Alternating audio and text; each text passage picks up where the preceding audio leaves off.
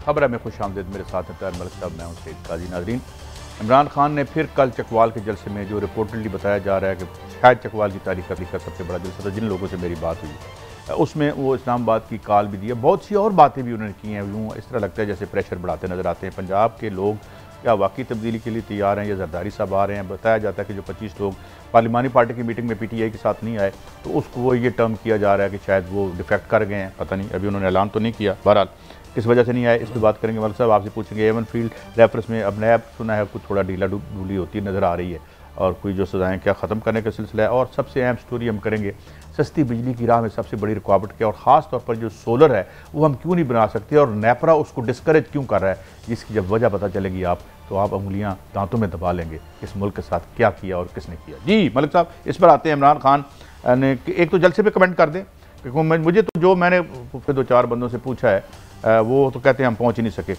It was very huge rally for Chakwal.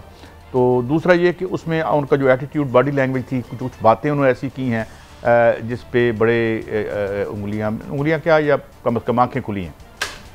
काजी साहब, ये आप इसको अंडर एस्टिमेट ना करें। ये मेरे पाकिस्तान की सियासी तारीख की सबसे बड़ी एक जलसों की सीरीज़ हुई है। 50 इमरान तो पहले हम सुनते थे 50 विकटें ली हैं, 50 रन किए हैं, ये कभी ये नहीं सुना होगा आपने।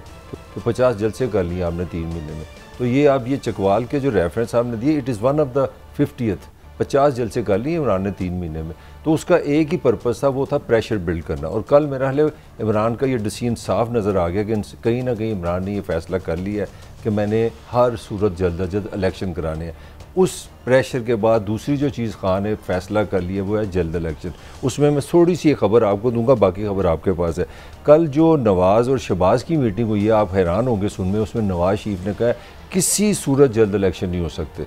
तो जब पूछा गया कायद से कि जनाब क्यों नहीं हो सकते, उन्होंने कहा सीट सूट कुछ नहीं लबनी है, हमारे लिए इलेक्शन नहीं है। तो अगर नवाज शरीफ को एक बात समझ आ गई है कि this is the high time of Imran, Imran की जो पॉपुलैरिटी है ना इस वक्त एक्सट्रीम पे है, और इमरान को पता है कि इस पॉपुलैरिटी में अगर वो जाता है इलेक्शन में तो लॉजिकली सी बात लगती है वो 2-3 भी लेके जा सकता है। लिहाजा मैं अब आप बात कंक्लूड करने लगा हूँ। इमरान ने अपनी पार्टी को ये हदायत दी है कि आप 23 के बाद चढ़ाई कर दें, महंगाई महंगाई महंगाई, जो एक ही लफ्ज़ है। और इस वक्त जितनी सपोर्ट इमरान की तारीख़ में कभी किसी ने नहीं की, जो बिजली के बिलों ने इमरान की तारीफ़ कर दी है और जो पॉपुलर सपोर्ट कर दी है, इमरान ने कहा आप 23 से एक्टिव हो जाओ, 23 से 30 तक ये करो। और मुझे लगता है कि इमरान किसी टाइम 30 बिल्कुल एंड पे जाकर ना हकीकी लॉन्ग मार्च के नाम पे एक नया लफ्ज़ आएगा और ये कहेगा इस्लामाबाद चलो। क्योंकि इमरान को पता है कि अगर 1 साल इनको दे दिया इलेक्शन का तो ये मेरी पार्टी भी तोड़ेंगे, मेरे बंदों को पैसे भी देंगे, पंजाब हुकूमत पर भी हमला करेंगे, तो वो वीकनेस पर नहीं जाना चाह रहा।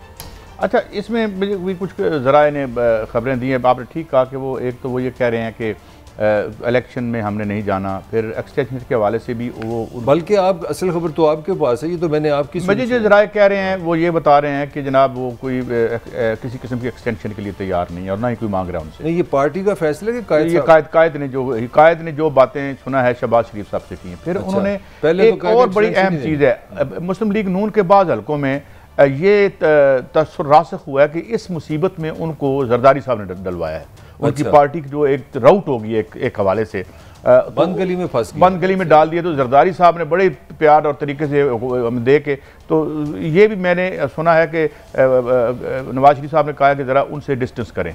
अच्छा। ये भी बातें आई हैं। उसके बाद इलेक्शन जो है वो वक्त पे होंगे। और जो सबसे ज़्यादा उन्होंने बात और जोर दे के कही है कि मरियम नवाज साहबा को हर हालत में passport, do what ever you can, उनको फ़ौरन बाहर। नहीं, कैसे यहाँ थोड़ा सा क्वेश्चन बन रहा है।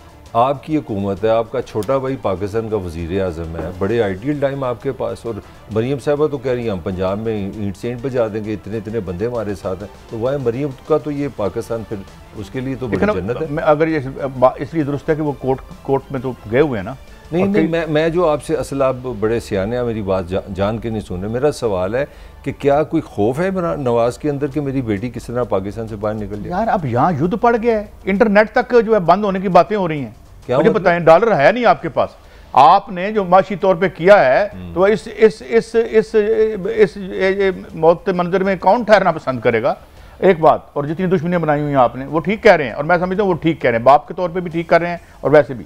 और दूसरी बात यह है कि वो कहते हैं मेरे खिलाफ केसेस खत्म कराएं, क्योंकि तुमसे तो कोई सीट यहाँ होनी नहीं जो तुम जहाँ पार्टी को ले आए हो, मैं आके कुछ थोड़ी बहुत नहीं, तो वो ऑर्डर अदालतों को दे रहे हैं।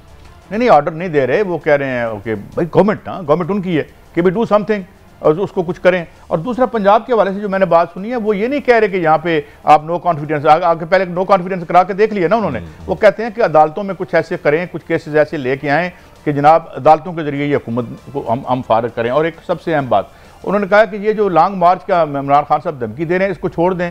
मैंने उनसे जो कहना था राना सनाउल्लाह साहब से कह दिया है कि भाई अपनी ताकत में जो भी है वो अपनी ताकत से रोकेंगे। मैं इतनी बात बता सकता हूँ जो मुझ तक पहुँची है बात, मैं उसको आगे मजीद खोलना इसका थोड़ा एनालिसिस तो बनता है ना। आपका ख्याल है कि राना अगर ज्यादा अपना सनाउल्लाह ताकत का इस्तेमाल करेगा तो इमरान के हक में जाएगा? मेरे हिसाब से लोग मजीद कौन सा वो अमल था जो आज तक अप्रैल के बाद इन्होंने लिया हो और इमरान के हक में ना गया हो?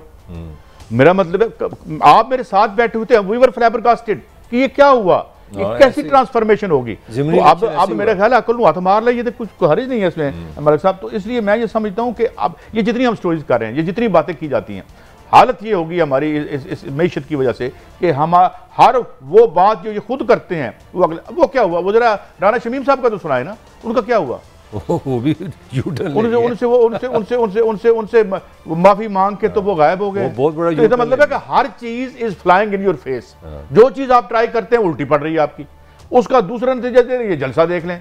मुझे चकवाल में एक सुबह सादिक मेरा दोस्त है, उससे मैंने बात की, उसने कहा यार मैं अपनी बीवी, और वो तकरीबन 2 किलोमीटर की विसिनिटी में रहता है, रेडियस में जहाँ जलसा हो रहा था। वो कहता जी मैं भवन चौक एक जगह है, मैं उससे आगे नहीं जा सका। अच्छा। एक मेरा दोस्त है जो अस्पताल रोड बहुत मशहूर है वहाँ पे उसकी एक बहुत स्पोर्ट्स की दुकान, नदीम उसका नाम। मैं कहा नदीम साहब कुछ बताएं यार, हमें तो कोई पता नहीं है कि। उसने कहा जनाब मैं नहीं पहुँच सका। अच्छा कई साहब, मुझे सारे दोस्त कहते हैं कि काजी जो तुम्हारा को अपना होस्ट है ना बड़ा अग्रेसिव है, तो कल खान साहब भी बड़े अग्रेसिव लगे हैं आपके शहर जाके। जरा कोई शॉर्ट शूट में सुनाता हूँ आपको, फिर यार कोई ध्यान नाल सुनाना शॉर्ट। काजी साहब डर गए हो? हाँ जी, कोई अभी कुछ शॉर्ट्स हैं या नहीं है? अभी नहीं। चलें चलो जी, चलो क्या है,